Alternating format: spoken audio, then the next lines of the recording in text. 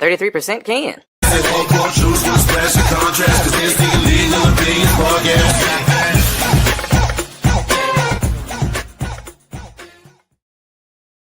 What up, y'all? Welcome to Illegal Opinions Podcast, episode 285, the last place for real talk. Listen with an open mind. The lead man, the choice is yours. Sam, Spade, and Ken, back again. What's happening? What up? What's going down? And I'm coming to y'all live from somewhere around Sharon, Tennessee right now. Oh, God. Y'all name another city that you're close to, nigga. Yeah. I really feel like you know how like on Jamie Foxx shit, like Terrell, Texas, like just it sounds like one of them little random places.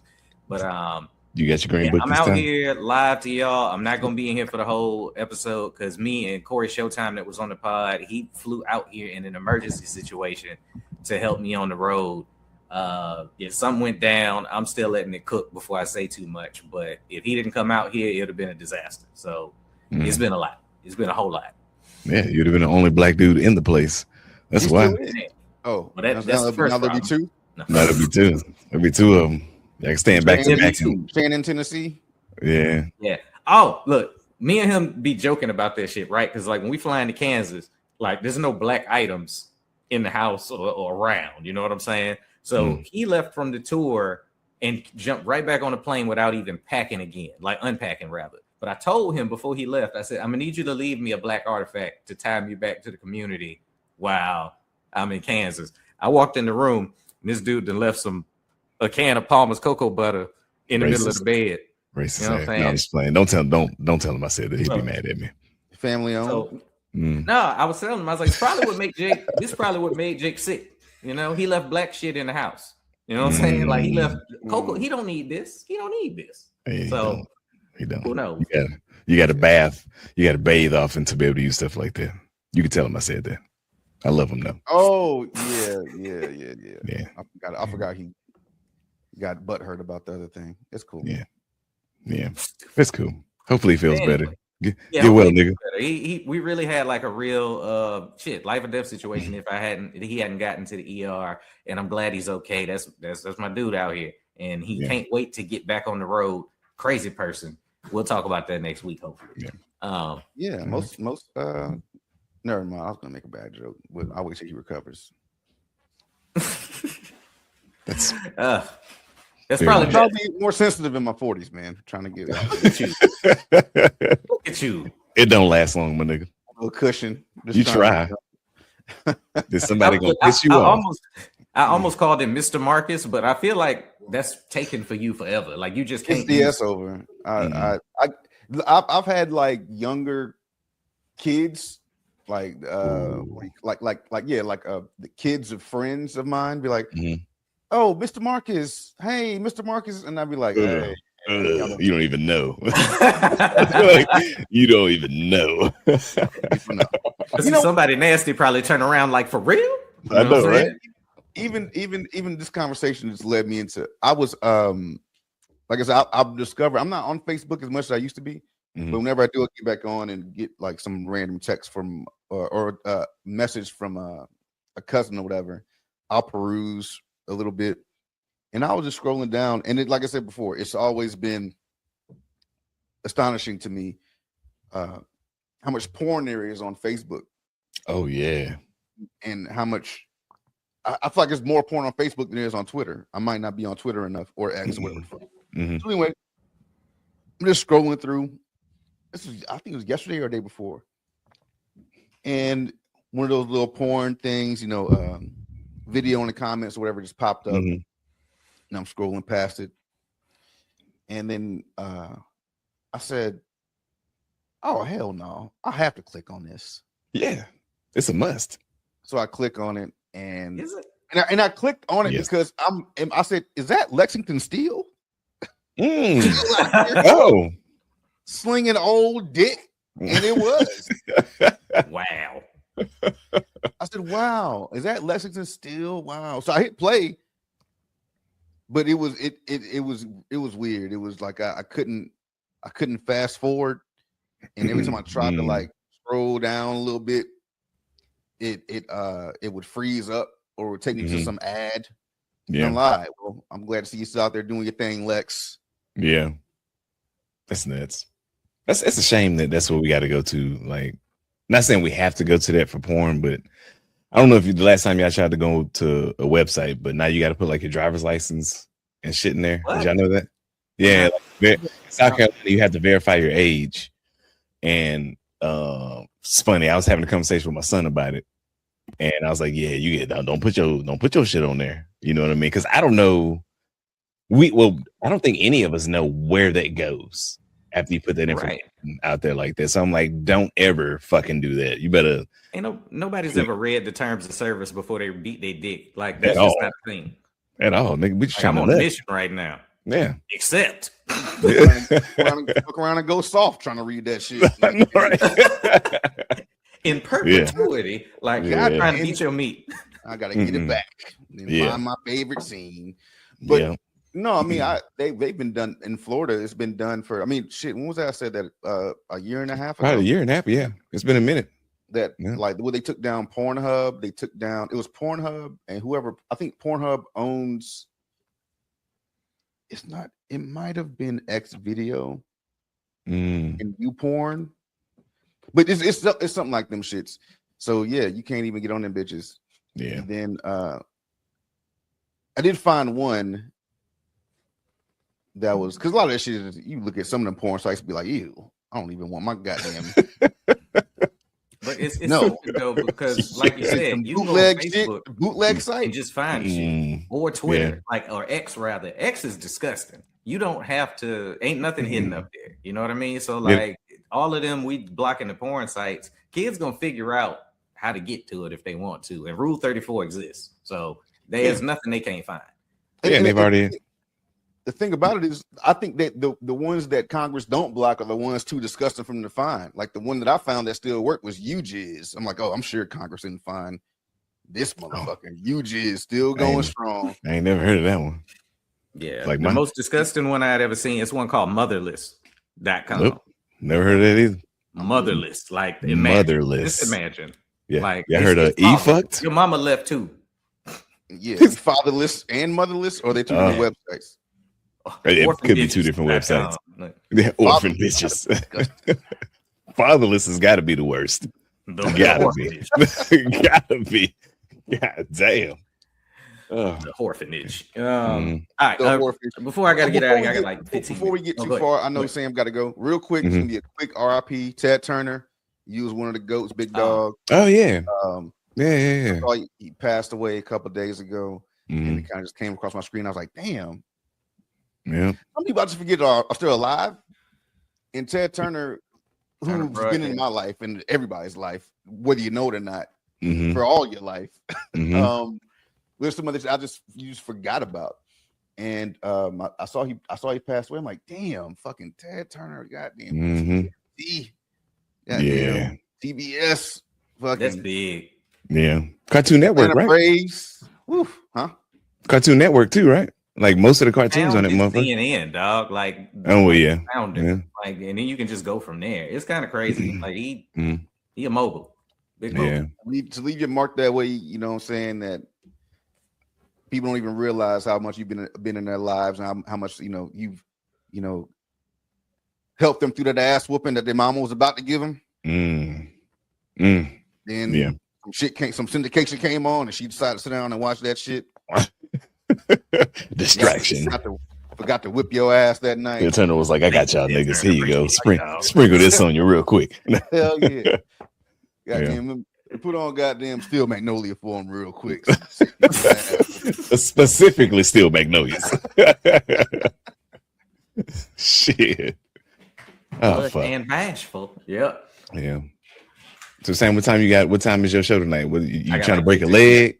You got what? I got 15 minutes, man, and then we're gonna make it do it. It gets fun after the show. Me and Corey both just talked about this. Like out here in these situations, like this is a gig that we already had booked, me and Jake originally, but it sucks like the 2 hours before, and then after you do it, it's like, oh, okay, this is why we do comedy. It happens every time. Yeah. So I'm just holding for that at this moment. All right, nigga.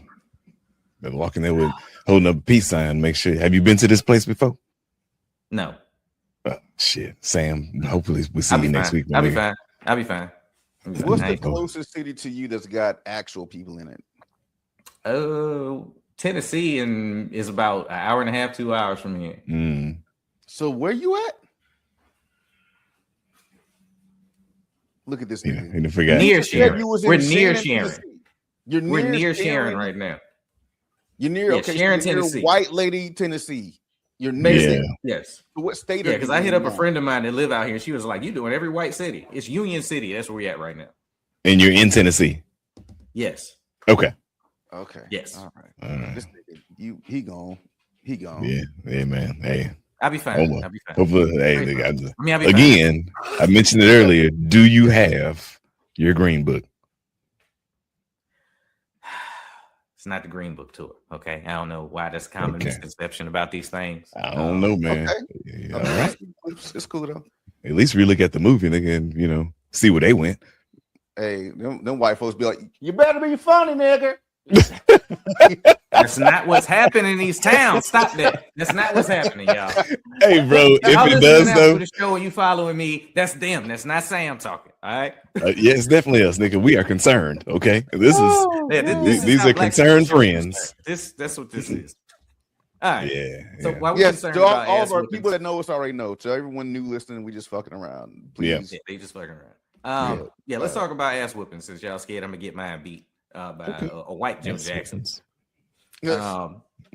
So did y'all see it, Michael? Did you go see it? Of course, I did. Yes, okay, I just saying if you finally saw it because normally we know. Man, I don't even want to talk about it no more, man. Do you see this nigga face, man? He's still joy. That's what Marcus do. He's still like Sam. Obviously, you thought it was a good movie. Obviously, right? I didn't think it was a bad movie. I don't want to talk to neither one of y'all niggas, man. That shit was amazing. Okay, that shit was great, and it wasn't just a concert. That shit was great. No, okay. Now let's talk about it for real. So, one, the movie didn't look as plastic as the trailers. Okay. Like I'm going back to the clips we put out. Everybody was like, y'all just hating on Michael. It's like, no, the trailer looks real fucking plastic to me. Like, I think that's honest to say about the trailer. I don't know why people mad. It ain't like we said the movie was going to be bad. We said the trailers make the movie look bad. Right? Okay. All right. I'll give you that. We go in or whatever. Little shit was fucking weird. Like Janet not being in the movie when they all at dinner and shit. Like she just don't fucking live there. That was weird. Yeah. It's just weird. He played the shit out of Joe Jackson. What's that mouth breather name? I always forget his name. Why you call that man a mouth breather? Go look at any picture of him. I guarantee you he's breathing in. He did a fantastic job. Every time Joe came in the room, it felt like somebody was gonna get hit with something, Yeah. And y'all got an ass whooping in the first 7 minutes of the movie. Is it weird I didn't like Nia Long? Coleman Domingo. Coleman Domingo. There we go. Amazing actor, but yeah, mouth always. Before we go to Nia Long, though, I thought that he did great as Joe Jackson as well, but I also was thinking to myself, I wonder how hard it was for him to be like, yeah, I'll fucking do it, because everybody who plays a character like that, like Joe Jackson, or when Lawrence Fishburne played what the fuck is that nigga name? Ike Turner. Or when in The Color Purple, when I can't remember names right now, but anybody who played a role where it was whooping somebody's ass or being just an asshole, they're hated for a certain amount of time after that role. Well, he ain't. You know what I mean? Joffrey. You know what I mean? Like this, people hated Joffrey in real life after Game of Thrones came out.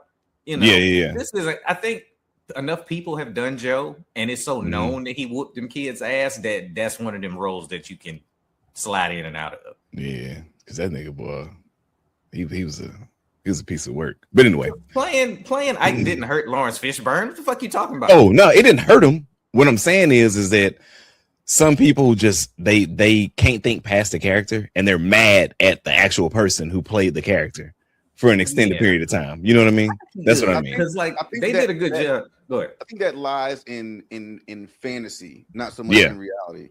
Yeah, because people know that Tina's getting her ass beat by Ike. That wasn't any new news.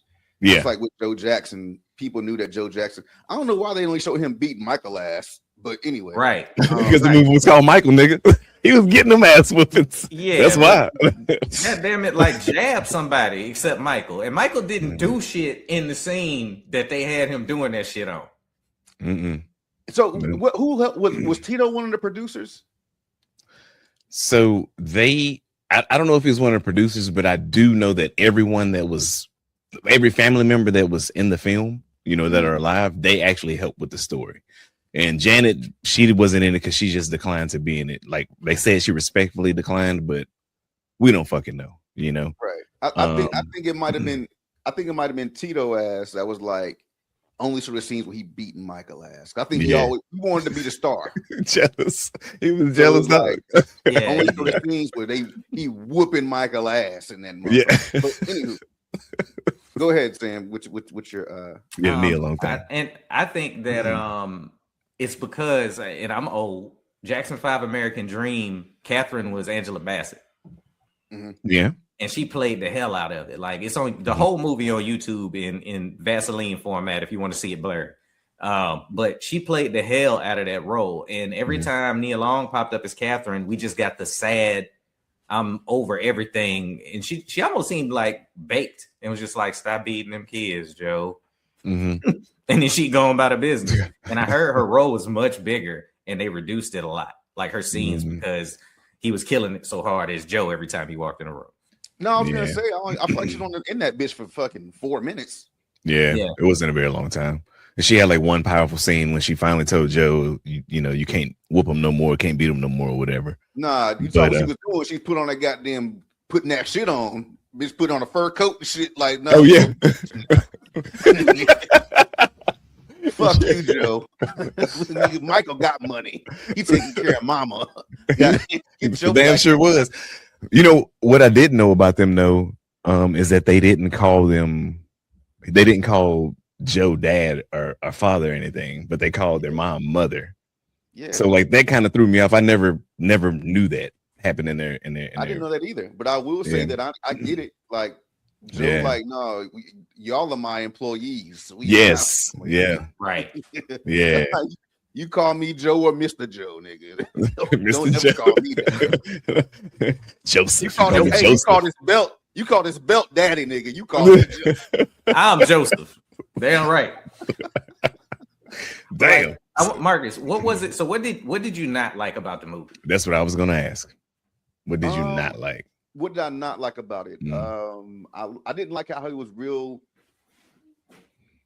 It was no pun intended. It was very bubbly. Yeah. Like, it was very. I felt like it was very surface. You know what I'm saying? I'll tell you what I really didn't like about it was that fucking CGI was fucking horrible. That CGI on like the monkey, the fucking giraffe, whatever there was. Michael Jackson, he looked like he was fake too in the face. Like they wouldn't. They did. I know, right? I thought he nailed his noses and did that. What was that for? For Beat It. He the dance, fucking the gang members and shit. And yeah. This is late 70s, early 80s California. You telling me you got real bloods and real Crips in the same room, tap dancing around each other and shit. Like it's cool because it's Michael Jackson though. It's Michael Jackson though. No, because you can't say that. No, that's what he did. Ain't that what he did for Beat It? I could have sworn that's exactly what he did for Beat It, though, was go get real gang members. He did. Just trying to show that, right? But so they were trying to show that was actually real, like it was a real situation. I ain't gonna say them niggas was in the room hanging out and shit like they were doing in the movie. You know what I mean? I get that part. I understand that. How come we can believe that Kendrick did it for Not Like Us, but not believe Michael did it? Because Kendrick is from there. I think that's why Michael Jackson. Exactly. I get it. He is Michael Jackson. No, don't say it like that. At that time, he was Michael Jackson. It wasn't Michael Jackson. Okay. So, in my mind, if I'm gonna be realistic about it, it had to be, hey, go get some gang members and bring them to the studio. You already got to be in the room. Yeah. As Michael Jackson. Hey, y'all. I just wanted to see what y'all got going on culture-wise out here. Just want to talk to y'all about whatever, being in the video, X, Y, and Z. Mm-hmm. Michael Jackson got all the way to be the room. If you have some Bloods and some Crips go to the studio back then and ain't no celebrity in there, and Michael Jackson ain't there. Yeah, he walked in, the motherfuckers crawling out the door of that shit. Yeah. So like I said, I get Thriller, nigga. Yeah. You stupid. So I get that. That was very unrealistic. But I mean, so the CGI, the gang member scene. What else? What else did you not like? I didn't like the makeup they had on them. But I mean, otherwise, like I didn't think it was a bad movie. I thought I'd probably give it like a 6.5, 7 out of 10. Okay. Now I'm not gonna go double up and see it in the movie theater. As a Michael Jackson fan, like a huge Michael Jackson fan, I seen it. I'll look at it again when it's streaming. You know what I mean? Yeah, so Jafar did incredible. Yeah, he did. I think he did a really good job. You know, I don't know how much they had to if they had to like transform his voice, because the way he talked, the way he laughed and giggled and shit, like this nigga giggled like Michael Jackson. So I don't know. I mean, that's acting, bro. Like, true. No, like he got music on YouTube. It don't slap, but he got music up there. People keep telling that nigga he need to go on tour and just perform Michael Jackson songs. I've been seeing it all over like Instagram and shit. Like I wouldn't do it. You have to lip sync the whole thing. Don't embarrass yourself. The dopest part of the movie was just seeing his transformation, trying to get away from his family. Basically. Yeah, that was like pretty good. Him becoming like, nah, I'm not fucking around no more. Like, nah. But also doing it's like on some pussy shit too. Like, hey, y'all go fire Joe for me. Yeah, he did. And Joe held on to that fucking paper, nigga. You see that? Man, the way he was balling that bitch up, taking it to people. Yeah. You see that? You see that? That boy fired me. Man. Over piece of paper. You know, like, oh yeah. I think he said he was gonna beat him for that too. Yeah, he was going to try. But that's I think that's why I wish was more about was Bill Bray.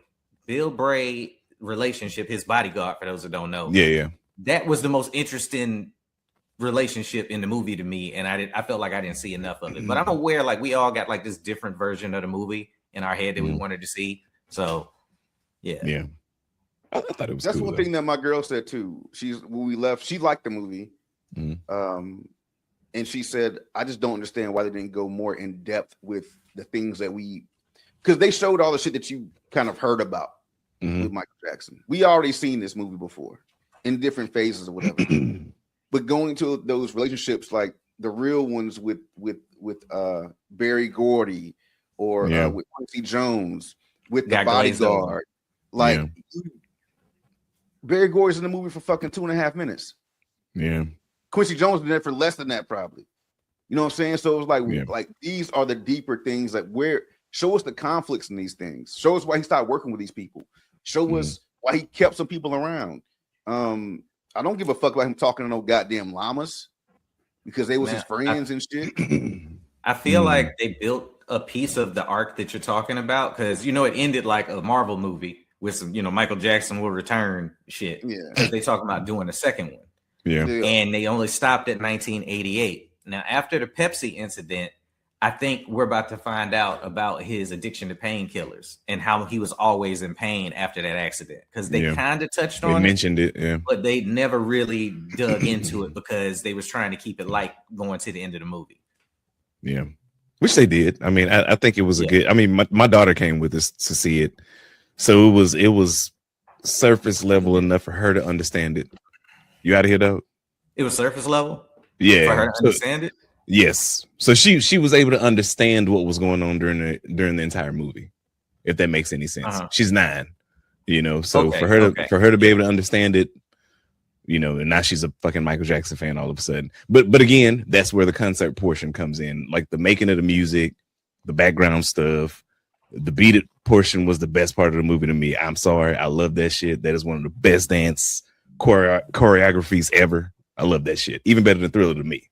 But it is what it is. Crazy. Okay, man. I'm with a wild take. Well, so you like Thriller better? Nigga, are you crazy? I love Thriller. Bad is a better album than Thriller. Huh? What you say? We're talking about choreography. We ain't talking choreography. about choreography. In the dance, Never the mind. dances. Okay. The dances. So you like Thriller better than Beat It? bruh. That's good for you, nigga. I know somebody who likes Remember the Times choreography better than both of those. And they Yeah. like Marcus, handle my light work, dog. We gotta Man, get out of here, man. Get out here. Don't get stabbed in the back, nigga. Bye. Have fun. Love y'all, man. You know, fried chicken and cornbread either, nigga. Don't do that shit. Yeah, don't do that, nigga. Yeah, but yeah, like I think Beat It is like that's my favorite song. So I guess I'm kind of biased to that song. So I'll pull back a little bit. I'll pull back a little bit on that. It's not a bad. I don't. It's not a bad song. I remember watching the video. Mm-hmm. Because I mean, I can see how somebody can also think that Bad has great choreography, or Billie Jean has great choreography, or actually the best one. Now that I'm thinking about it, it's going to be tough for me to say. Let me think about it. I know it's tough, though. Thriller's one to me. Okay, Thriller is one, just because I remember seeing that shit like, oh, this shit is crazy. Yeah, and to clarify, this is the dances, not the albums, y'all. We'll get to that shit next. So, Thriller, that dance choreography is fucking insane. Yeah, especially with the makeup and everything. Yeah, the whole story. I mean, it was just a crazy video. Yeah, I have to go number 2, Smooth Criminal. Nigga, I forgot about that one, nigga. I forgot about that one. It's so many. It's so many. So many. Remember the time? Great song, great choreography. Yeah, that's dope too. Beat It. The nigga can dance, man. It's just one of them things where every video, like if you think about it, Michael Jackson, I feel, is the pioneer for like dance breaks in a lot of songs. I mean, he's obviously the pioneer for short films because that's what he called them. And I remember even when Bad dropped, I think I might have been 7 or 8, and nigga, we was outside playing and we knew that shit was coming on at 6 p.m. Nigga, the neighborhood shut down, and we all in the house to go see this video. So to me, that's what this movie did for a lot of people. It brought us back to that time. And then it let like our kids or even people who may not have known about Michael Jackson, which that's kind of it's hard to find people like that. But it creates those new fans and it helps people understand why this motherfucker was so important to just everything when it comes to music and dance. Yeah, his videos were definitely like must-see TV. I think I remember there being a fucking timer on the show. Yeah. Starting at fucking 10, 9, 8. Hell yeah. There was a lot of nostalgia in it. Mm-hmm. And that's why I think people. I'm gonna keep it 100%. I don't think it was a good looking movie. Mm-hmm. I think some of the acting was good. Like I said, Jafar did his thing. Yeah. Joe did his Joe. What was my man's name? Coleman Domingo. Yeah, so he did his thing. I wish I would have saw more Lorenz Tate as Barry Gordy. And that's cool because they were all doing a pretty good job. But most of the acting in that movie wasn't good. You didn't really get any, and it's called Michael. I get it, but you didn't get any other real family dynamic of what was going on in the band. Yeah. And the only thing you really got was when Joe was like, "Oh, Tito stayed over there with them to do his own thing, so he's not gonna be on the tour with us." And it's like, what happened there? Like, there's so many different conversations. This was like I said on the last podcast we talked about it, where there's so much going on. Michael Jackson, the Jackson 5, and just all those different personalities. You got LaToya, and then you got Janet, and so much happening. I think it. And to keep it 100, like you don't even hear a lot of Michael Jackson anymore on the radio. The last time I heard Michael Jackson, and I wanted to blow my brains out. No offense to Michael Jackson, but I was riding with my dad and his girlfriend to Charlotte. We were driving from Mobile to Charlotte, which is like an 8-hour drive. And it was around Christmas time. and they turned to one of these stations that's playing, you know, all Michael Jackson all day, Sirius XM. Yeah. And I listened to Michael Jackson that entire ride. Yeah, you had enough to fucking dive into the highway. So damn. You don't hear a lot of Michael Jackson anymore. So I think a lot of it was nostalgia for people. So you're hearing these songs in the background and how they're leading into it, different part of time. I think that is one thing that, I mean, it's not a bad thing either, but I believe that's one thing that people are holding on to. And if that helps for you to say it's a good movie, I'm perfectly fine with that. You know, because me and my girl talking about it, and she was like, "Oh, I remember that song, remember this song, and da da da da." Yeah, and she's like 5 years younger than me. Yeah, so we're still in that same age range where we still vibe off the same music. So I get all the music stuff. I think Michael Jackson's kind of an asshole, man. Wait a minute. Why do you think he's an asshole? Because they do the Jackson. Tell me why you think. Tell me why you think. No, I don't. What do I think? You think it? Yes. Why do you think I think? I was gonna say maybe it's because of some of his songs, like because he made some, like a lot of his like most influential and popular songs were made for a reason. So I thought maybe you would like the Dirty Diana, like that's a huge one. Like Billie Jean was one about some chick, you know. And then now we know. Yeah, I know, right? And then now we know that, you know, at least from the movie, that Bad was inspired by him getting away from Joe Jackson. That's what it seemed like to me, at least. Like, bitch, I am bad. I can do this shit. I'm away from this nigga, you know. So that's the only thing I can really think of. But why do you think he's an asshole? Then Smooth Criminal, people in there just hanging out at a fucking bar, minding their business. Here you come. He did it in a lot of videos though. He sold another dude chick. You remember he did that several times. Remember the time? Smooth Criminal, he did it. What's the Not You Rock My World? There's another one. The Way You Make Me Feel. They're walking down the street and shit. The shit with another dude. And he's like, nah, bitch, I'm Michael Jackson, you know, and he just takes it. Right.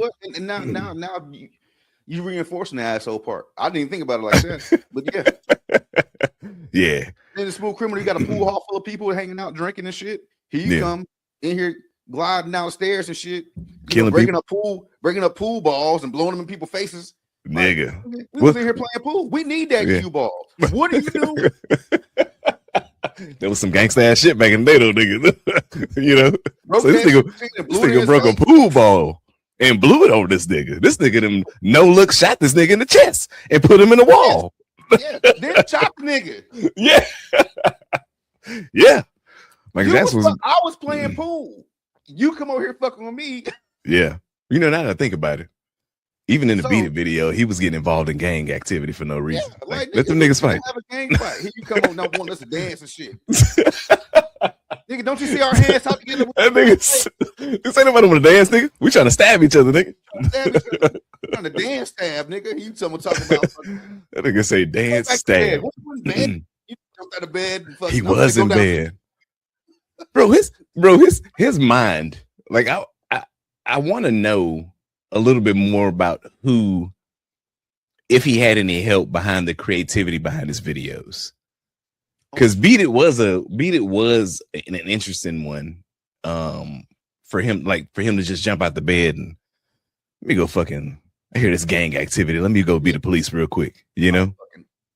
Thriller, I understand. The nigga likes scary movies. I understand Thriller. But like some of them was just, you know, they were out there. Like, at the end of the video, he was like, I'm about to go kill this bitch. Turn around with them eyes. Yeah, nigga, what are you doing? What are you gonna do? Like, we never found that out. Thanks for this. Thanks for part 2, nigga. She woke up. This might be the Michael episode. She woke up on a strange couch. He comes stand over her ass. Hey, what's going on? What's good? Yeah. Come on. Let me walk you home. Walk you home. She ain't get a chance to explain Like what dream she had, nigga? You turn into a goddamn zombie. You ain't even get bit. I ain't see you get bit, nigga. What the fuck? What's going on here? You know? He was a werewolf. He was a zombie. Then he was a vampire. Like he's like I did. Yeah. But no, I was thinking in real life, asshole. I mean, he might be real life asshole. But when they do the Jackson 5 thing at the end, and you know, Joe thinks they're all gonna go on tour after this is over. Yeah. And Michael Jackson deads that. Yep. Like right. Okay, you know, he like, okay, that was cool, but I like some of the new songs too. Yeah. So the whole family walked off. He like, all right, y'all niggas, get the fuck out of here. Let me do my shit. This is the last time we gonna share this stage together. Yeah. So do you right now? So do you think Michael Jackson was an asshole to them at that point in time because they were always an asshole to him? I didn't see them being assholes to him in the movie. I don't know, nigga. That nigga had to play Twister with a fucking monkey. You know what I mean? Like, you're 7 years younger than us or whatever it is. Like we out here hooping, nigga. Hey. Now you when they're playing Twister with a monkey. Like that's not our problem. That's a you problem. You come out here and hoop with us, nigga. Yeah. Prince played basketball and made pancakes. This nigga. He did do that. He did all that. I don't know, man. I really wish, like y'all said, that if they would have just went a little bit deeper, because all we got, I mean, I enjoyed the movie, but all we got was that he never was able to be a child. Because like you said, he was so much younger than everybody else, and all he knew was the fucking stage. So he never got to do all the shit that he was doing when he got older, which then in turn made him look weird to all the other adults or the people who didn't understand who he was. So I think it would have been a little bit more fair to us, the audience, and even to him to kind of like give us a little bit about that. Like we didn't see him asking Joe, hey, can I have a bike? Or, you know, just some random kid shit. We didn't see him really doing all that shit until he got the money. And then he was buying all these animals and Twister and going to, and they mentioned Ben. I was surprised that they mentioned it. They never showed it. I think they did show Ben briefly, very okay. They did show him very, very briefly. Okay, yeah. But then they didn't go into this, like you talking about the these songs he made and the reason why he made these songs. Ben is about the rat. Ben is about his rat. Yep. So why couldn't we like, okay, you showing the rat and we like give us that creative process, that how that became a song. Yeah. You know, because he was younger when he did that one. That was like a young him song. So for him to be so young and to write a song like that, we should have got a little bit more background on that one. So I'm hoping that there is a go ahead. No, I was gonna say I hope there is a second part to it, you know, because every other biopic we've gotten thus far, it's been from when they first got started to end of life. So I kind of want to get all that, you know, so that way there's a little bit of a easing of the minds for folks who are like heavy duty into the Michael Jackson and all the business, like myself, you know, like I ain't really like a stalker type, but like it would be nice to get a little bit more information on hanging the baby over the balcony type shit. Like I want that shit. I want that gritty shit. So no, I'm with you.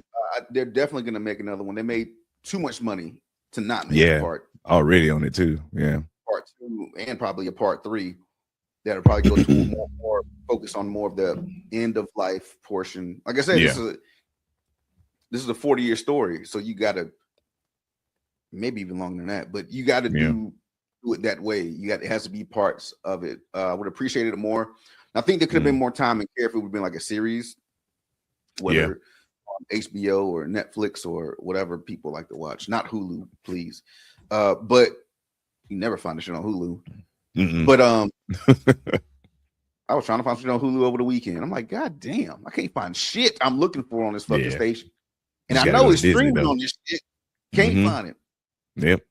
But there definitely will be more Michael Jackson and more definitely more talk about it. Speaking of talking about things, I know I was gonna go to a different topic before we get into open the app up and I saw your pool again. So did you? Okay, so everyone, I'll let Ken explain it. Oh yeah. So I have a pool. It is an above ground pool. So go ahead and get your jokes out now. But it's a permanent above ground pool. Now the bad thing about these things is that parts are not. Well, it was. Yeah, it was. So I come home today and my shit's fucking then exploded all over the back fucking yard. Like I got water and shit everywhere. It seems to have drained, I guess, all the way. Like nothing's flooded anymore. But you can't replace the shit. So there's my summer. Fucked. Get a new pool? Oh.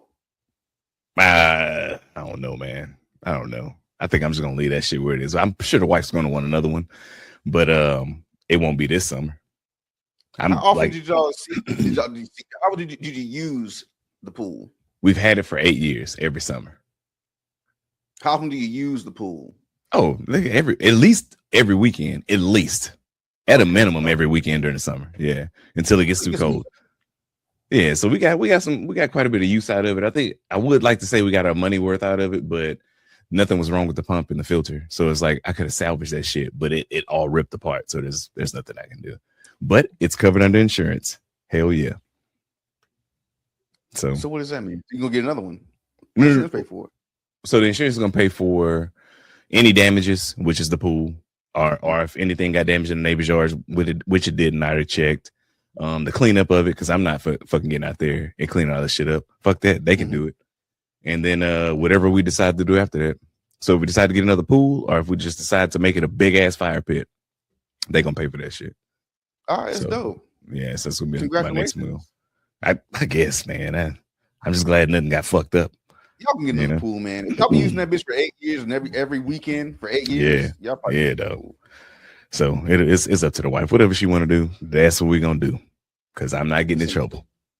I know that's right. A permanent above ground pool. Mm-hmm. So and the difference is for the folks who don't know, if you go to Walmart and you see those pools on the shelf, like those Intex pools, those are the ones that most people get, and then at the end of the summer they'll drain them and take them down and put them in like a storage facility or something like that.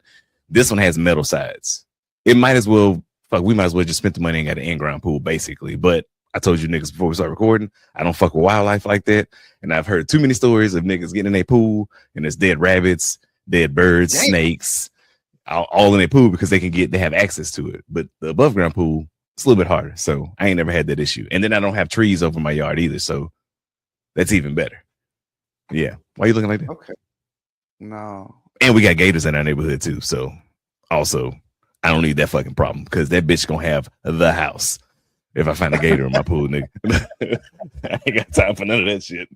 No, man, I'm sorry. I'm joking, but I hate. Yeah. There's nothing worse than coming home and some shit fucking broke.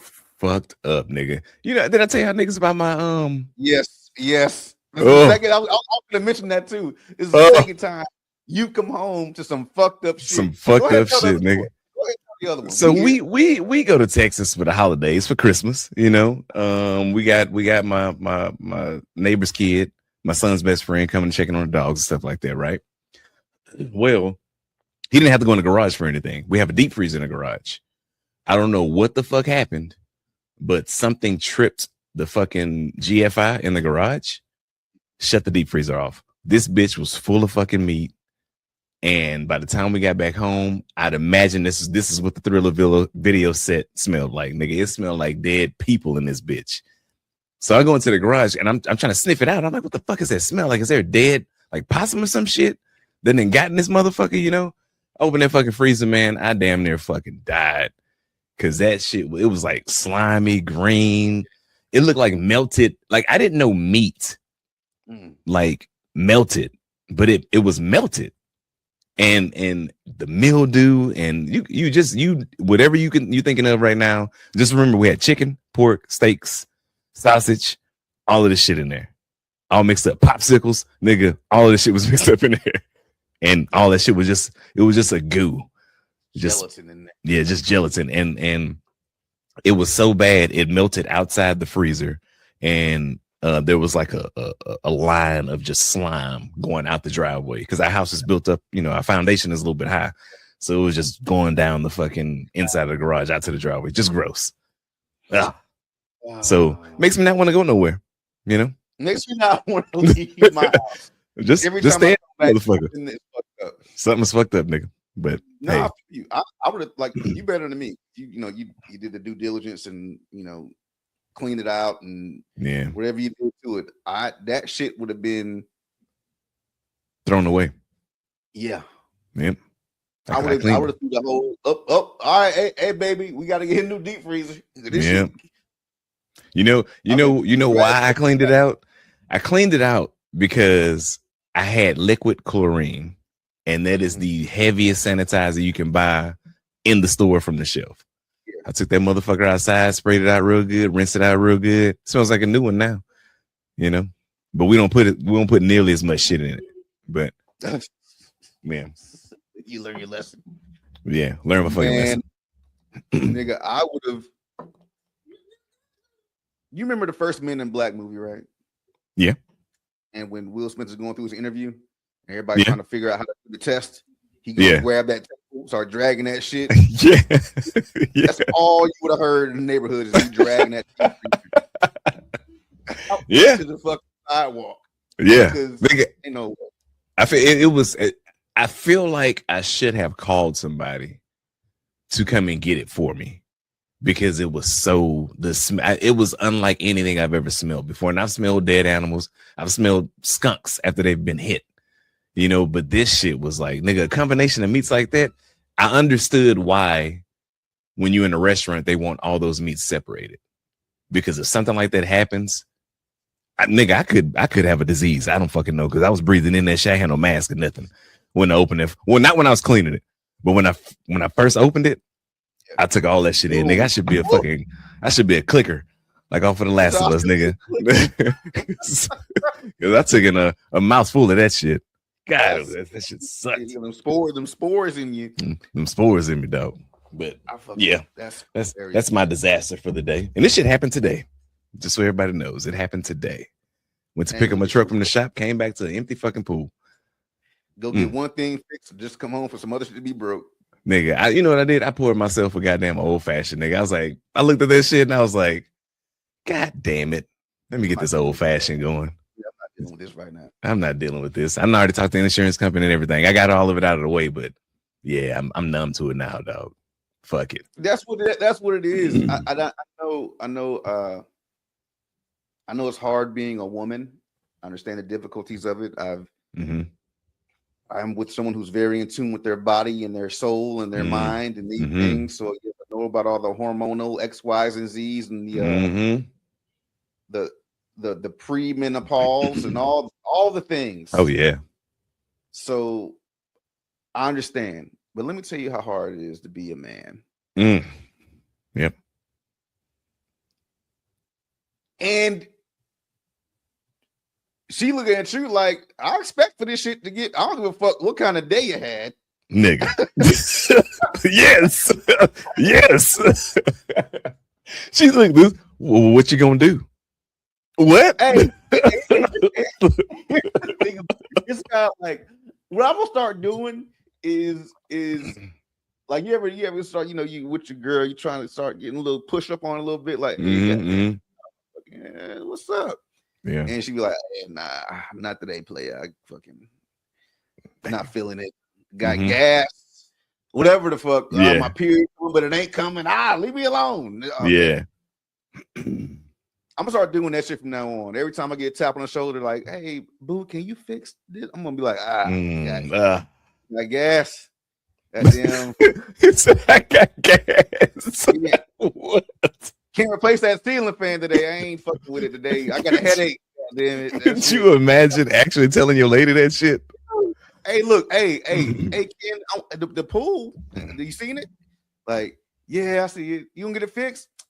I'm coming down with something. I think I'm coming down with some shit. But no, you can't do that. You gotta go. You gotta go out there and fix it because that's your job. That's your job. That's your job. And you know what? I was going through this recently. Not me, I guess not going through, having a conversation just jokingly, right? at some friend's house over the weekend, and they were talking about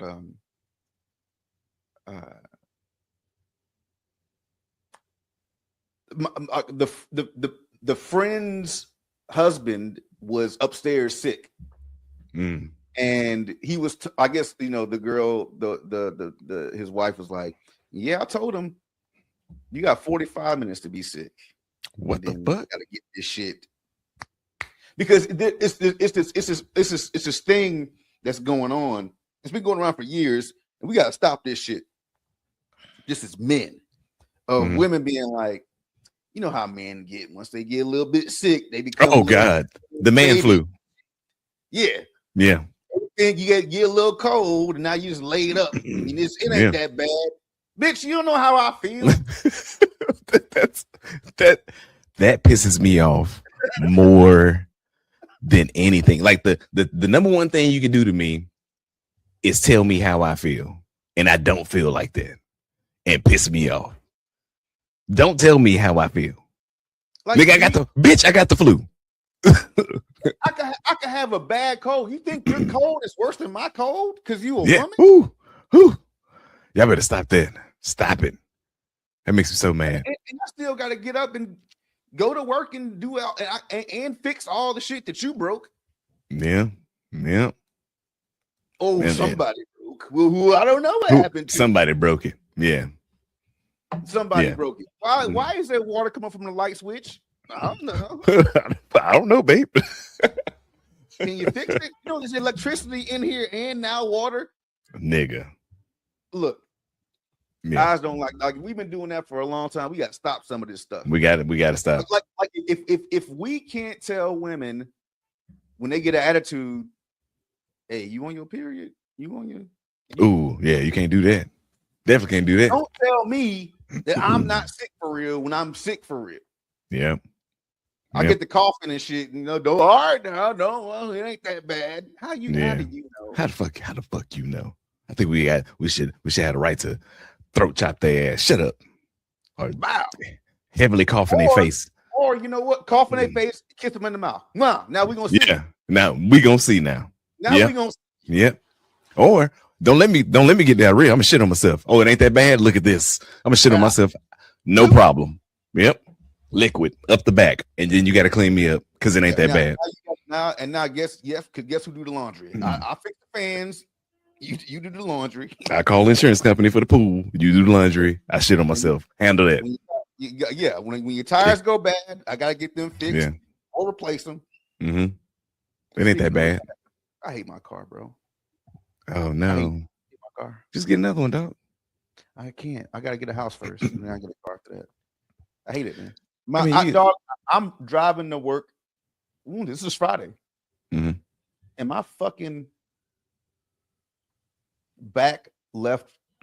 my rear left tire fucking just exploded. Oh shit! Damn. And of course, I go there. I'm like, replace this tire, and I got one in the front right. I don't know what's wrong with the shit, but I don't know why it's more worn than the other tires, but replace that one too. So I'm about to see the wire, just get it out here. And they do call me back, and he says, "Yo, your back right tire, it's shredded up too on the inside. Like it's got a lot of shredded up rubber on the inside of it." And I said, "All right, man, just fucking replace that shit too." He says, "Yeah, man, like I don't know what's wrong. I don't know why it's. What I think happened is that you didn't get it, you got it balanced in properly the last time you got the tires, et cetera, et cetera." And I said, "Okay, so if that's the case, I should probably take my car to some other place." Then he was like, "Well, no. Well, why would you do that? We already got it up." I said, "Because y'all are the ones that changed my tires last time. And so you didn't balance them correctly. You didn't do your job." Yep. Long pause on the phone. All you heard is people in the background hitting hammers on shit. Anyway, but it was like, man, shit was. I mean, I ain't gonna say how much it was, but it's over. Over $1,000. Yeah, shit is expensive as fuck, though. Fucking shit for no reason. I hate it, man. I hate it. I hate these fucking gas prices. I don't know how much your gas is, nigga. But we didn't hit 420 out here, 419, 420, which I know for a lot of areas that ain't much, but normally it costs my truck. It cost me like $50-$60 filling my truck. I think that bitch was $80 this time, hurting. And I know there's other people with bigger vehicles. People got diesel vehicles. I get it. That was your choice. My shit is regular unleaded. Okay. I should not be spending $80 to fill up my fucking truck. You regular know? in Tampa is $460. Plus is $5 flat. Damn, dog. I don't even know what premium is. I didn't even look down that far. I'm like, okay. Yeah, that's nuts. That's I was talking to a cat the other day, and he was saying that he has a dually truck. He said that he makes good money, so he puts good gas in his car. And he says, he's like, man, I just put the gas pump in that bitch, and I just click the shit, and I just go in the store, and get some that's all you can do, and then come out. Did that shit. He came back to the car, went to his truck. She said 140, but the gas tank wasn't full. It was just like the gas pump was like, oh, he hit the limit. He hit the limit. Because out here, I think it's either 22 or 25 gallons per session. So he probably hit the fucking limit. And my truck's 18 and some change, 18 like 0.6 or something like that gallons. So yeah, he hit the fucking limit. That's nuts, man. It's bad. That should make it worse. Yeah, it is. It's gonna. I was gonna like. My wife's been looking at like hybrids, even electric vehicles. Because I got a homeboy. He's got one, and he drove it down here this past weekend, and he said to fully charge it was like $6.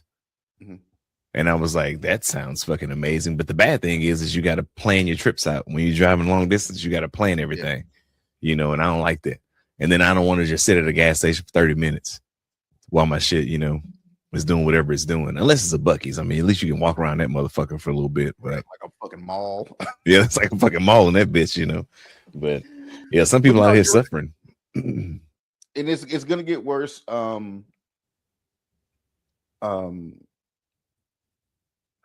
Like we were planning a trip in June. Go, you know, some place overseas. Nothing crazy, not too far. And looking at tickets, it was like, and I'm telling her, I'm like, look, we gotta get these tickets because you bullshitting, right? We got to get these tickets forecast. So I'm telling you, I don't know how often people are looking at this stuff, but these gas prices are gonna go up because they already told you it's already at between like 96 and like 105 a barrel. It's gonna go up to 110 and 120. Like it's gonna be, you know, some shit. Like even if the Strait of Hormuz opened today, it would still be weeks before. Oh yeah, it came down. Yeah. So I'm like, we gotta get tickets. So we get the tickets. It's her birthday, so we got, you know, first class tickets. Round trip, and it was $1,500. Like each or all together? All together. Oh, okay, that ain't bad. Especially if you're going overseas somewhere. Yeah, it was very, very. That's a great price. Locked them hoes. Actually, it was less than that. I think it was like $1,300. But anyway, it's like we locked them in. Boom. Another couple is gonna meet us out there, and this was maybe 4 days after we booked our tickets. And she's getting text messages from her homegirl like, "Yo, where'd y'all get y'all ticket from? Because these ticket prices looking crazy right now." They paid $1,000, close to maybe more like $1,200 more than we did for economy tickets. Not even like first class tickets, or business class tickets. For economy tickets, they paid $1,000 plus more than we did. So yeah, it's getting squeezing crazy, people, man. Yeah, it is, man. And I'm really feeling sorry for the people who like don't make a livable wage. Like right, even before all this, there's people like out there without not making livable wages. Now, with how expensive as shit is right now, I can only imagine, bro. That shit, it makes me feel sorry for people, you know, out there living off of fucking scraps, bro. It makes no fucking sense. If you're decent, if just everybody listening, like if you're not good, if you're decent, be grateful. Hell yeah. Because I was thinking about a couple days ago, I was thinking about like damn, because I made the mistake of going to put gas in my girl's car again, which is a tradition I'm not trying to start. I just happen to too late do it again. So I'm at the pump. I'm putting extra regular shit in her goddamn car. So at the pump, just looking at this shit going up, and I'm thinking about this trip and these flights or whatever, and Spirit, bankruptcy and shit like that. So we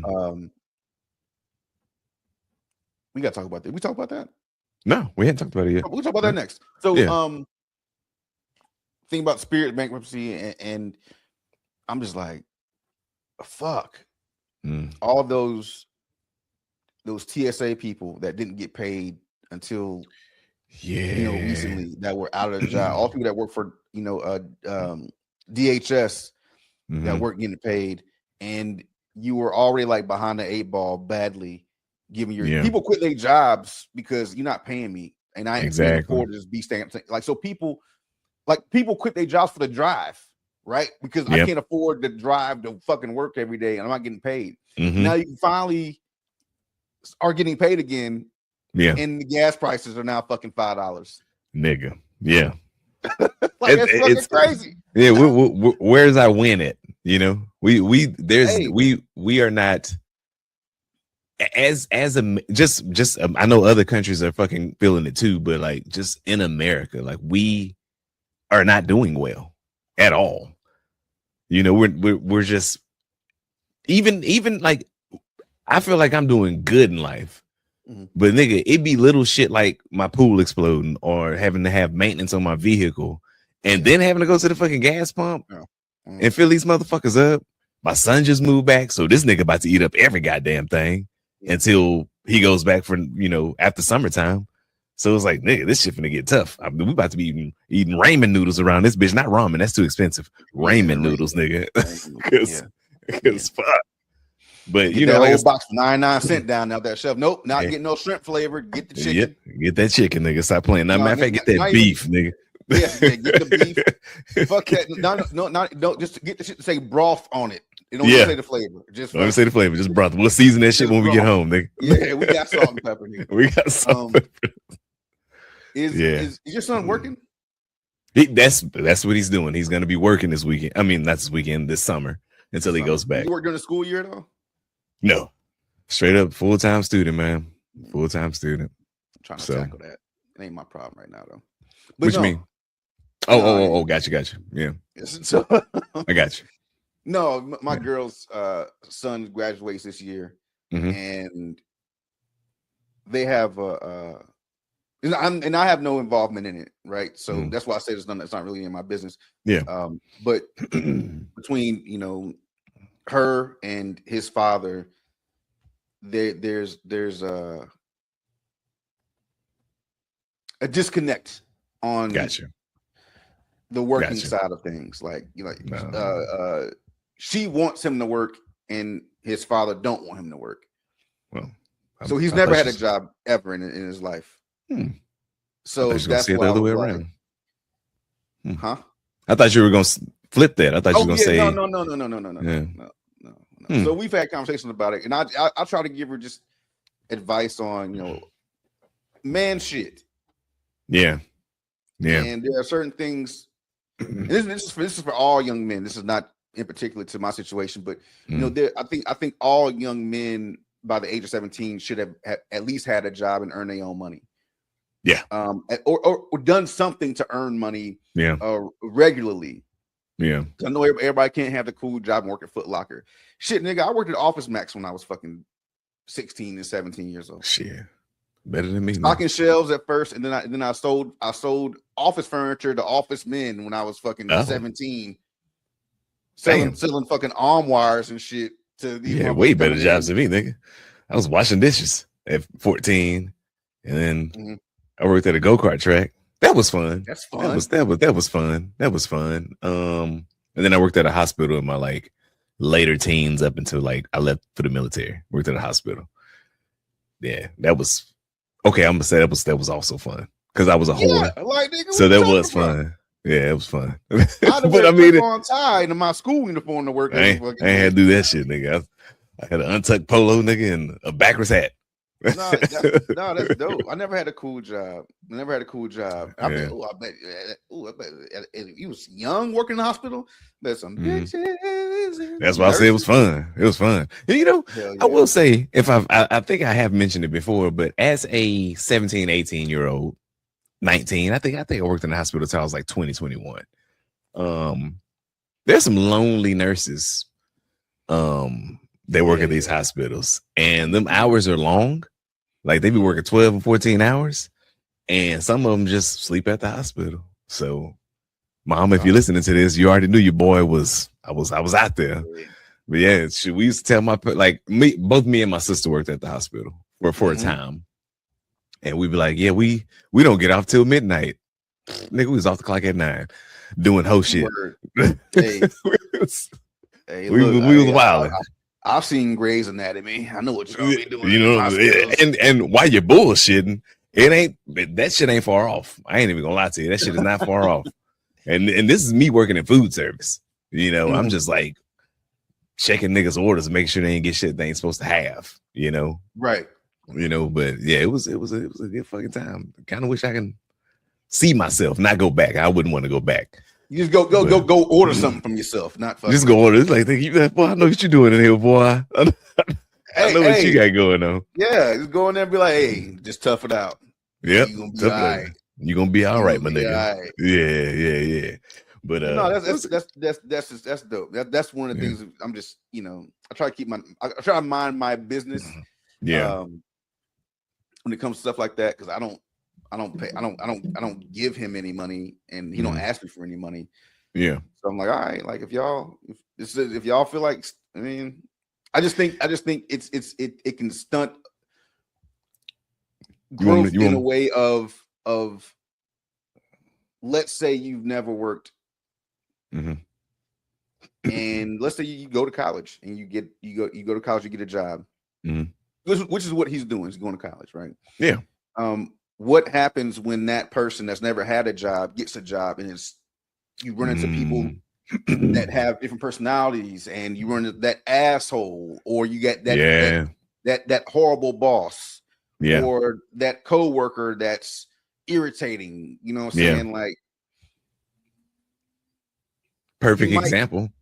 What's up? People who joined the military fresh out of high school and never had a job, and now you're in the military, going to basic training with 59 other motherfuckers in your flight from all over.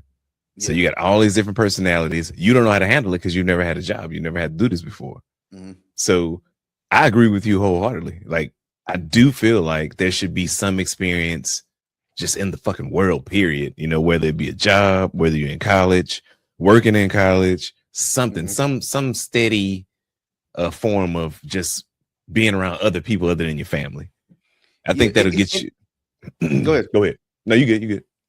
No, I think that gets to a point where when something bad does happen in your adult life, you're like, okay, I've been here before a little bit. That's what I was gonna say. I figured you were gonna say that, but that's what I was gonna say. Yep. So I agree with that. So it's just one of those things where I don't want anyone to fail because they weren't pushed out of the nest in like a way where you're gonna be caught if things go bad at this age. Yeah. So I'd rather things go bad at this age as opposed to you being 26 years old and being like, hey, can I move back in with y'all? Oh, and because I quit my job because my boss was mean, and because I'm gonna say no. Yeah, because your boss was mean. Nigga, like, go back and get that job, nigga. You better get that job back. Yeah. And that's people skills, man. It's like you need that shit. You really do. You know. Hey, they come to the door. They come to the door and they try to put that key in. That shit don't work no more. What the hell? What the fuck? And they call you on the cell phone. They hit nah. I ain't answering that either. They hit that doorbell. I come downstairs in your mama robe. What's up, killer? Nah, That nigga said your mama robe, nigga. We are empty nesters, my nigga. Get the fuck on. Yeah. Yeah, out of here now. Better go on back. Now. Yeah. Going down the road. Yeah, I think that will reduce everybody's kid. Yeah, definitely. I feel like having that experience will reduce the chances of your kid or your now adult kid coming back home and wanting to, you know. I mean, I understand there's some hardships and there's some situations where it's like, all right, I understand, but if your boss was mean, like, because I've heard that before. That's the weird thing. I've heard that before. Even in the military, I've heard that shit before. I've had a motherfucker cry in front of me because they had to go to the night shift. Right. Like, nigga, what the fuck is you crying? You better get your ass on that. You better go home, try to sleep, and bring your ass back in here at 11 o'clock for your shift. Ain't nobody trying to hear that bullshit. You know, like, what are you doing? So, well, I hope it. Life isn't always going to give you exactly what you want. Sometimes you got to get through. It's like, I mean, I think life is a lot like fucking. It's like driving in the rain. Like you're driving and then everything's cool, and then the storm comes. You got to slow down a little bit, pay more attention. Yeah, make sure you being careful, get your bearing, all that shit. Don't make sure you ain't sliding, because there's gonna be plenty of people on the side of the road that then went too fast, said fuck the rain, weren't cautious enough, and they're on the side of the road in the woods now. And in real life, those people, we call them homeless. Yeah, this is true. So you just gotta keep going through the rain until it stops. Yeah, like, okay, cool. Like, yeah, that did suck for a minute, but it ain't gonna suck forever. Like, life is about fighting through the adversity.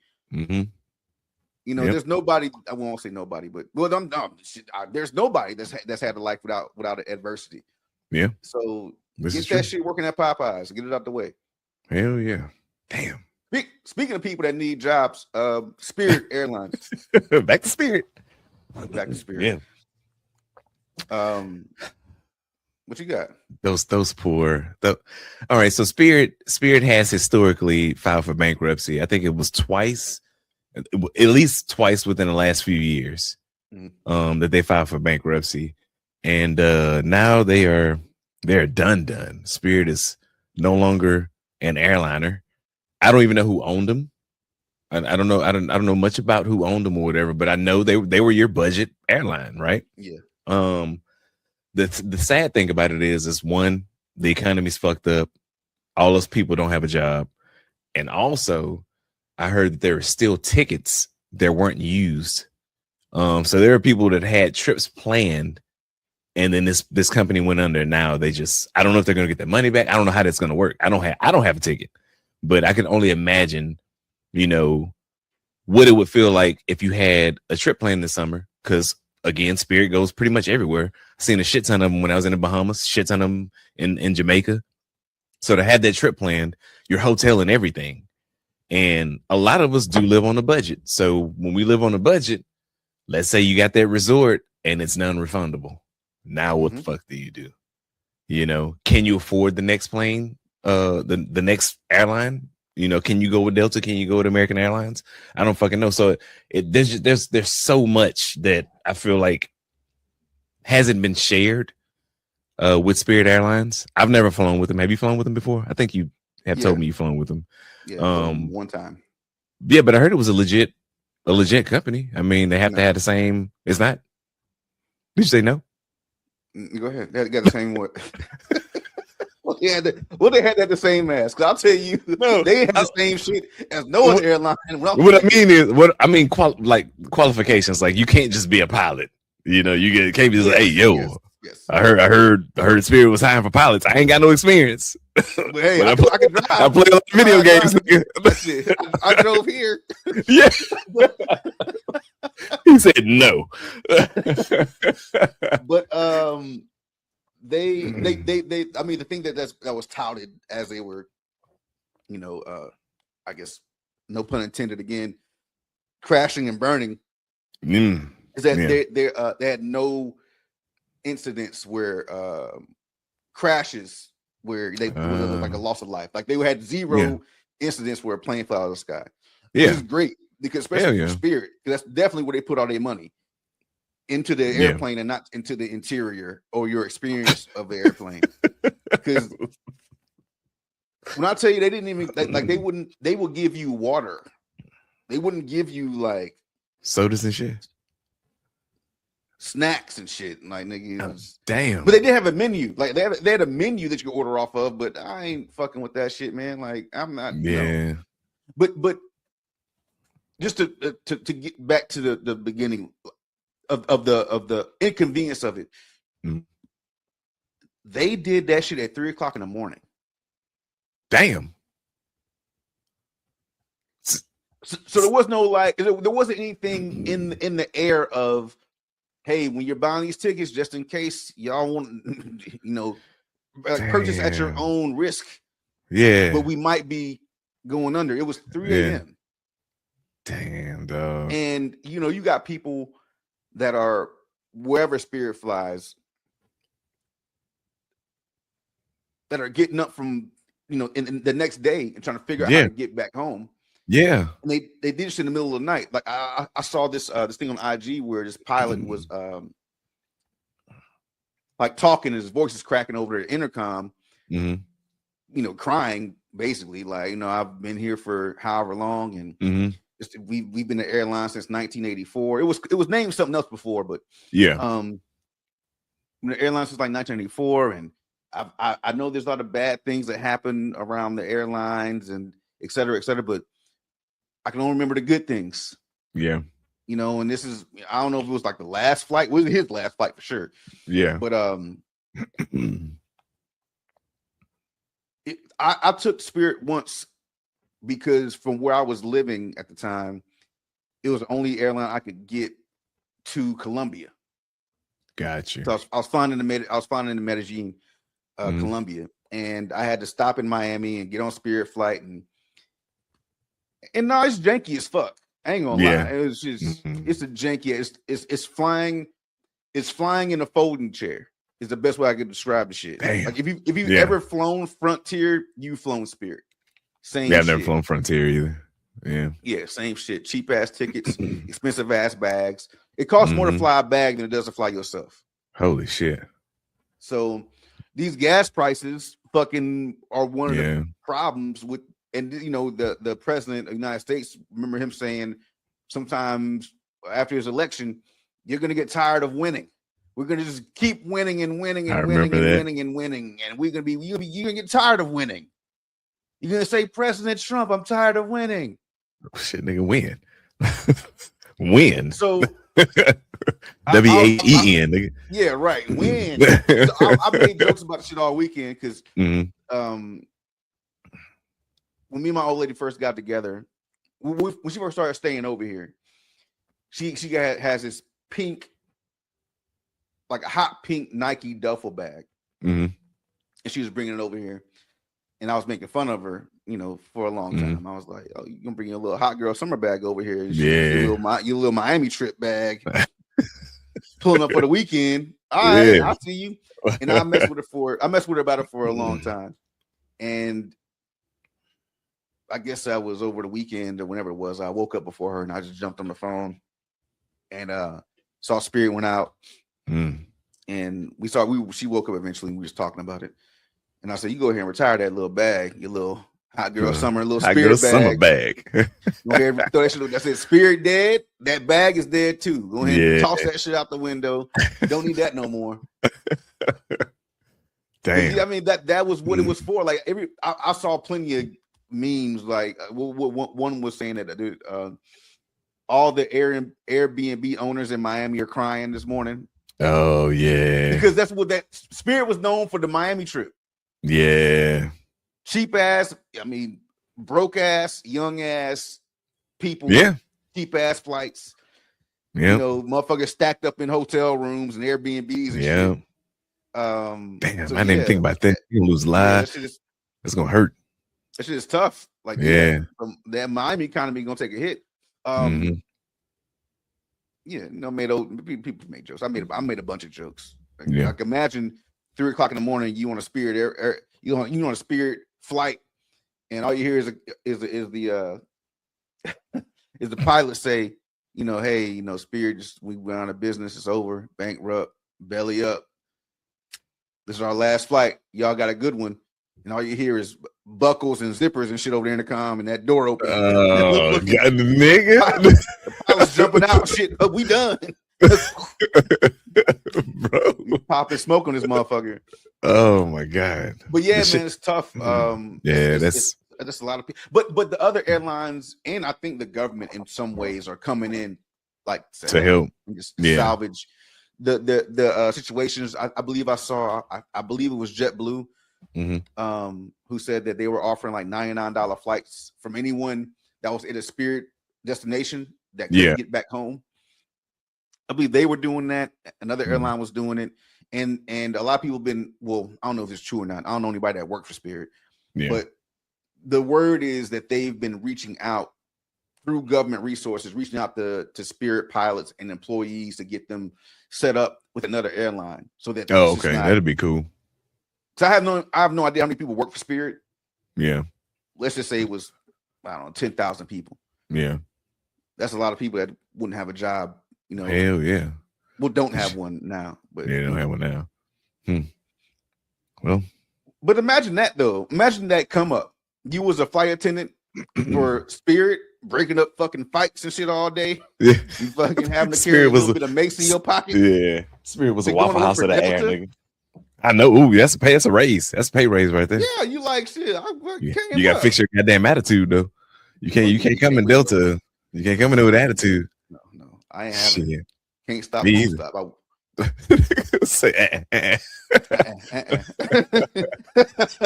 Get that shit out of here. Hell yeah.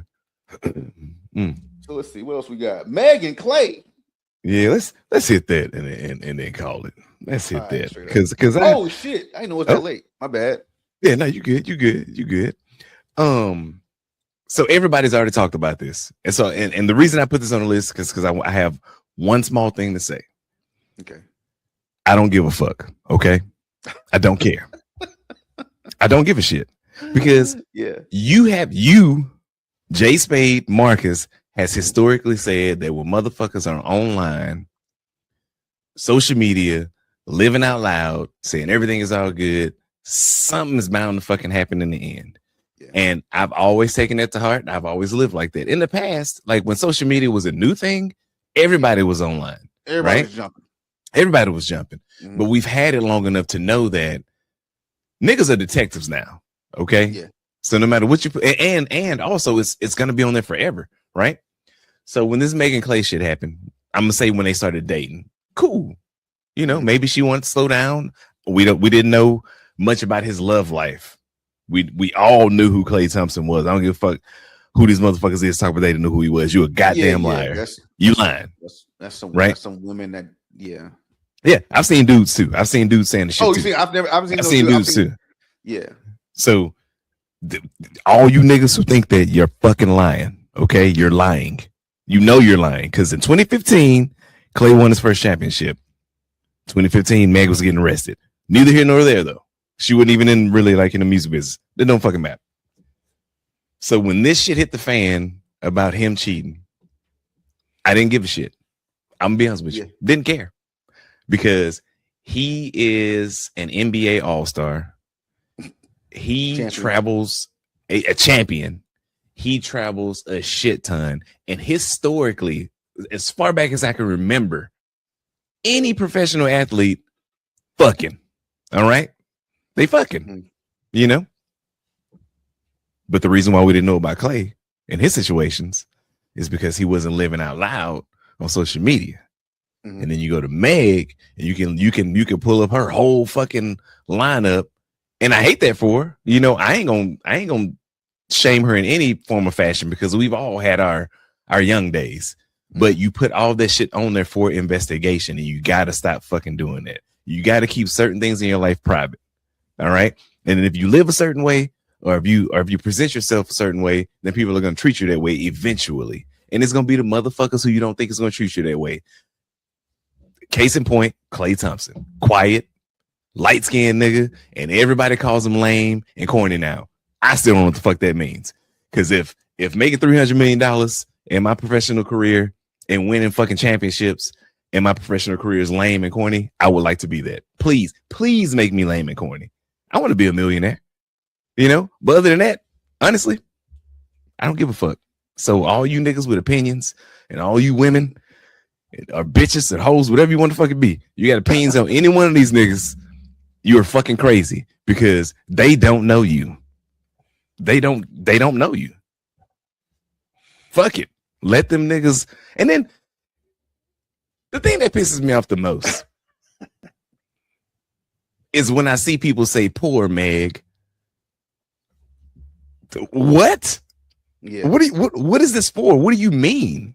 What do you mean poor Meg? She still got money. She still got her career. She's still finding the motherfucker. Meg Thee Stallion is not ugly. You know what I mean? So what are you talking about? Because you don't think now Klay Thompson is attractive because he cheated on Meg. He lame and he's unattractive. But matter of fact, there's a comedian. I can't remember his name. Somebody posted it on our page. He talked about this shit. You can't call a nigga lame and ugly if he fuck Meg Thee Stallion. Sorry, just can't happen. Can't happen. How was that a thing? Because now he's lame and ugly because he cheated on Meg Thee Stallion. He wasn't lame and ugly before. You weren't allowed. Let me stop. What do you think about this shit? let me stop ranting because I'm going to fuck up. No, go ahead. No, you good. You good. No, that's just the not every woman, but the culture of women. Yeah. Is that it is. It's like we were talking about Kevin Samuels a few weeks ago.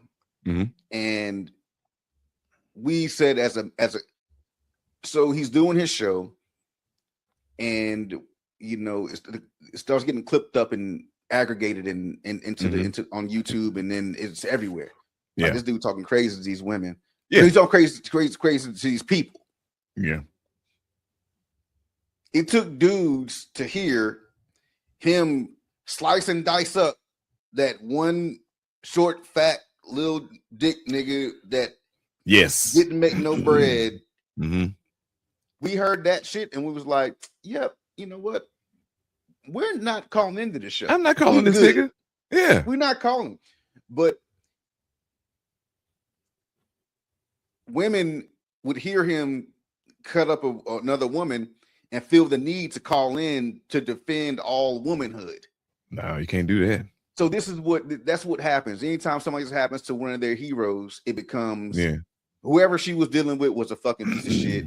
Even though, like Ken's saying, like, you don't know these people. You don't know what the fuck going on.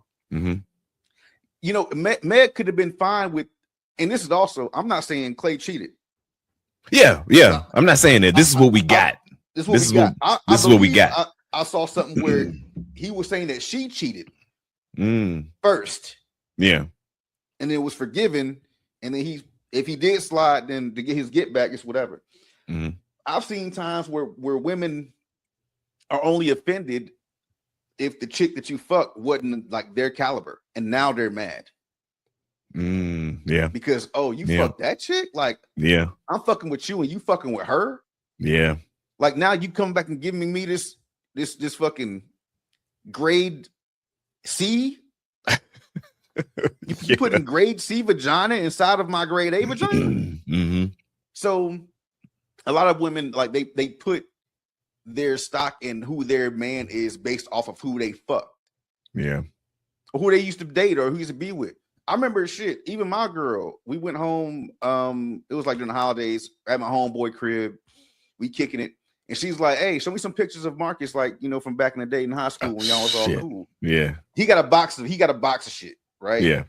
He's like, don't mind if I do, goddamn. Yeah, that's how we do. Yeah. And so he pulled out a picture. She's flipping through them. It's like it's her and some other girl flip through all these old pictures.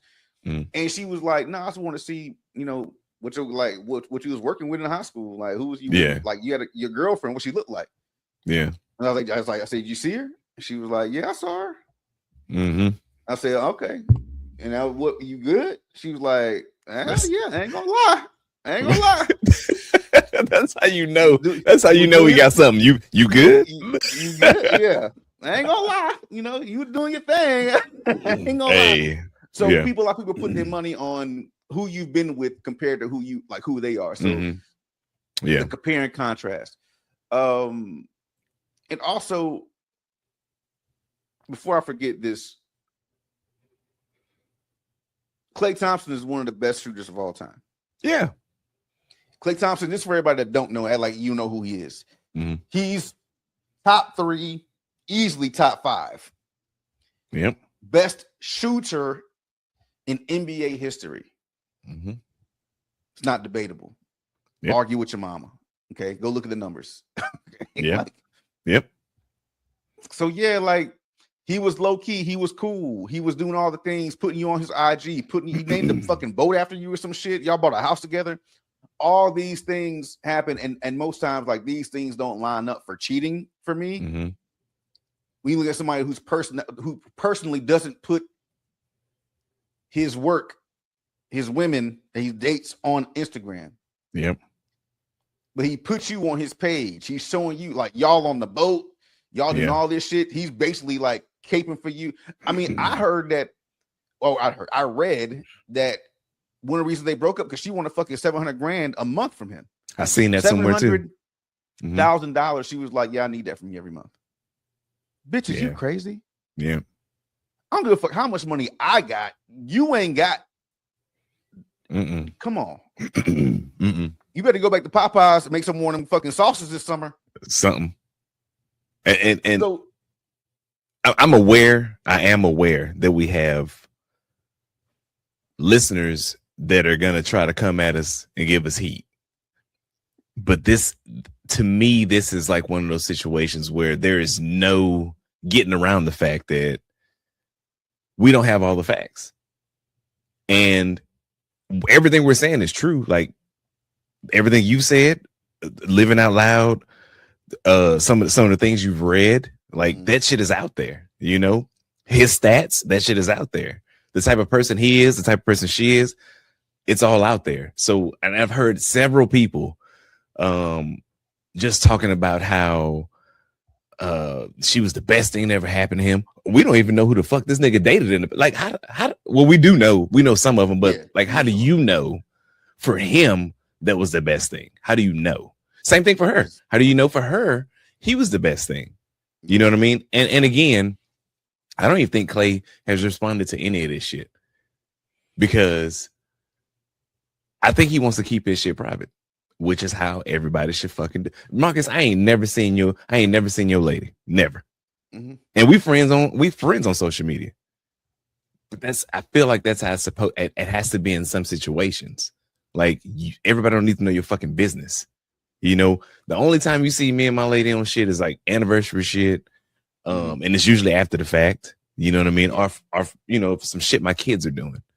Mm-hmm. But other than that, you don't know. We don't know. You don't know we buying shit or, you know what I mean? It just, there's just, you can't put too much on social media because this is the type of shit that happens. And then it causes a war between genders. And that's what's happening also. Yeah. And then, and y'all can fight with, like any of y'all out there fighting with the other gender over this shit. Good luck with that. Good luck. Yeah. You're not, if you're a dude, you're going to be wrong. And if you're a woman, you're going to be alone.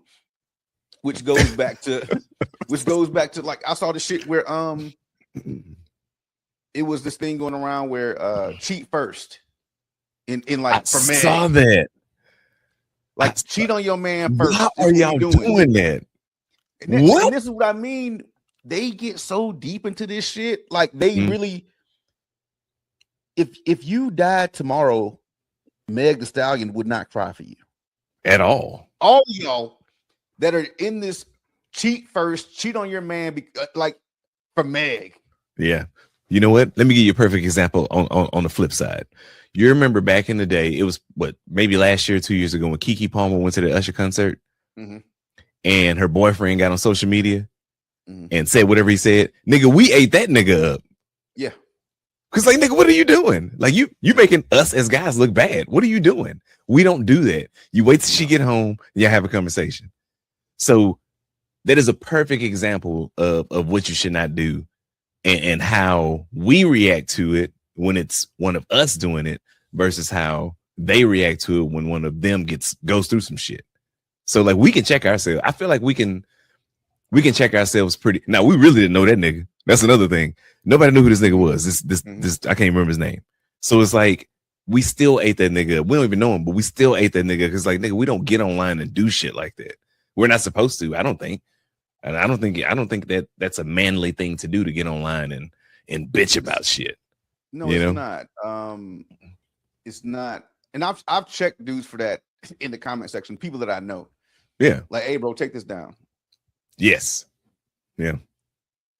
Got into an argument with a nigga over the shit. He got mad at me. I'm like, dog, you really on here doing this right now? Mm-hmm. Take this down. Yeah. Then his girl jumped in the comments. Don't, because it was a long story less long. He was cheating on his wife, got caught, then got with the girl he was cheating on his wife with. Then would see, because this was a small town in Georgia we were living in. Used to live there too, Ken. I did. He would get online and be like, yeah, I saw my ex-wife's family in whatever store today, and they were mean mugging me, or I saw them in Walmart today, and I felt like they were following me around. And I'm like, and I said, hey, bro, you should stop. Please stop. Please.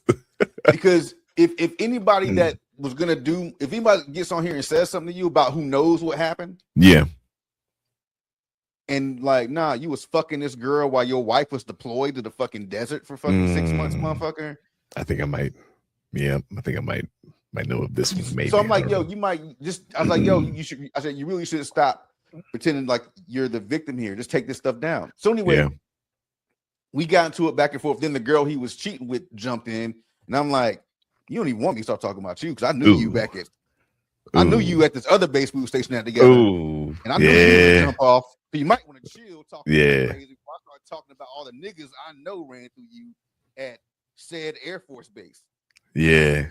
So I was like, yo, you just relax. But anywho, no, like none of this shit should be anybody's business. Even with me, like Ken said, he don't know what my girl look like. I have put up my girl. She's big on IG. Yeah, right? She's creative. She's a photographer. She likes making them fucking things and putting shit together, the songs and whatever. I post shit that I'm tagged in. Yeah, makes sense. So if she and it's like, what goes away? The story goes away, right? Story. The stories and shit. So she'll make a story, and I'll tag me in it, and I'll share it. I'm like, all right, and also that's because I want her to think I'm hiding her from anybody. Exactly, and I get that. I do get that. So yeah, that makes perfect sense. I fucking attach your shit to my shit. It'll be up there for however the fuck long it's up there, up and down. Cool. Yep. When you go out there and you start just putting your business out there, and I do think just saying too much and doing too much has caused so much attention. I think if you talk about how fine your girl is, how bad she is, her fucking dimensions, and what she looked like, and what that attracts more male attention to her. Yeah, for people to try go and find who your girl is and go like, damn, that bitch is bad. Let me goddamn start her DM. Yeah. All of a sudden, not saying that she's gonna reply or whatever, but you're attracting more attention to the situation that you're trying to take care of. They're trying to nurture the situation. Same thing for women. You out there doing this, doing that, tell them, you showing all the jewelry your man bought you, and he looked good, and he's 6'7", and he played in the NBA, he a future Hall of Fame, got this big ass boat. We bought a house together. Yeah, goddamn. I mean, that's one thing that Eric Benet said a long time ago. It was like, and this is before social media was even popping for real. He's like, yeah, girls wanted to fuck me because I was with Halle Berry. Oh yeah, that's the thing. Yeah. So I do get I seeing other people say that. I do get that, but when it comes to Klay Thompson, he wasn't like me. He wasn't me. Like if I got with Meg Thee Stallion, of course other motherfuckers gonna want to know what the fuck's going on. Like how the fuck? Yeah. You ain't got no money. I ain't got that kind of money. So but I don't know, man. It's just the dynamics of that whole conversation, and then you add in the situation and who these people are. You cannot allow yourself to get that saturated with other people's lives, because then it makes me think you ain't got a life, because you're living through this motherfucker, And then I notice also that it's mostly single motherfuckers, and that's and that's not a good look either. Like if you had something else to worry about of your own, you wouldn't be all in these other people's business, living through them.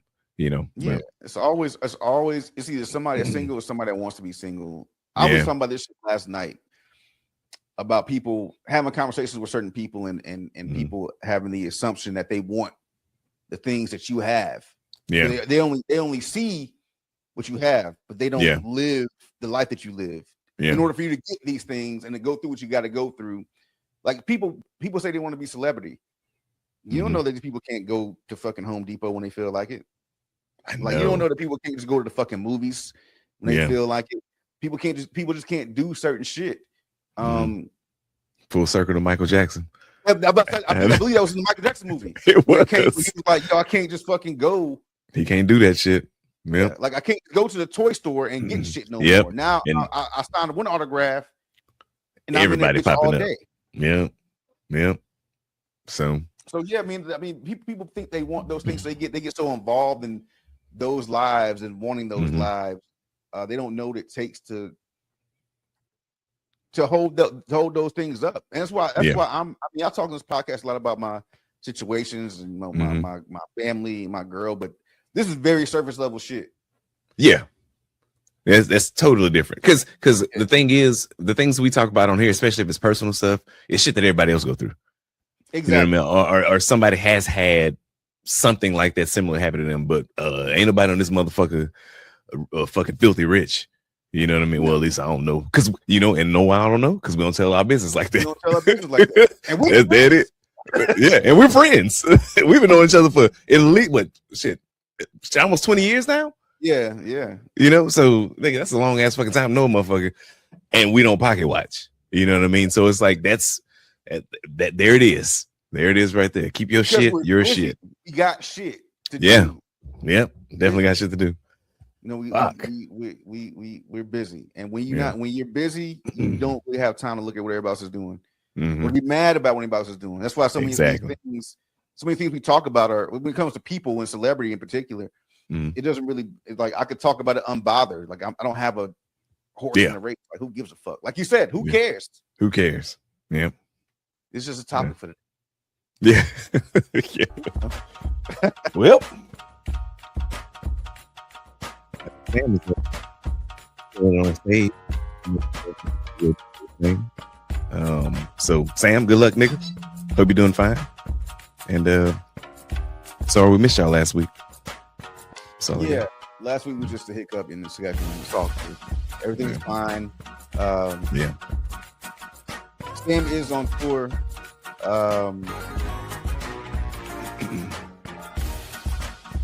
Go to his IG page. I think it's where his schedule is. It is. Check out his IG, his socials. He has the towns, cities, and states he will travel to, and as well, of course, and the places. So please check that out. Go out there for him. If you have a green book, please take it to him when you see him. Take a picture and send it to that nigga. Every page. Screenshot that shit. These places he's going to is Jake is out right now. And so it's him and another black guy going through rural America. Yeah. Sam is optimistic. I'd rather be safe. So please, if you see him, give that nigga some pepper spray or something. Anywho, thank y'all for listening to Illegal Opinions podcast. Podcast people don't like podcasts. Every Friday on Patreon services. So please tell a friend, expand this great community of ours, and hope you have a great weekend. So be safe, stay dangerous, be safe, show love, eat. We out this bitch. Hey, there you go.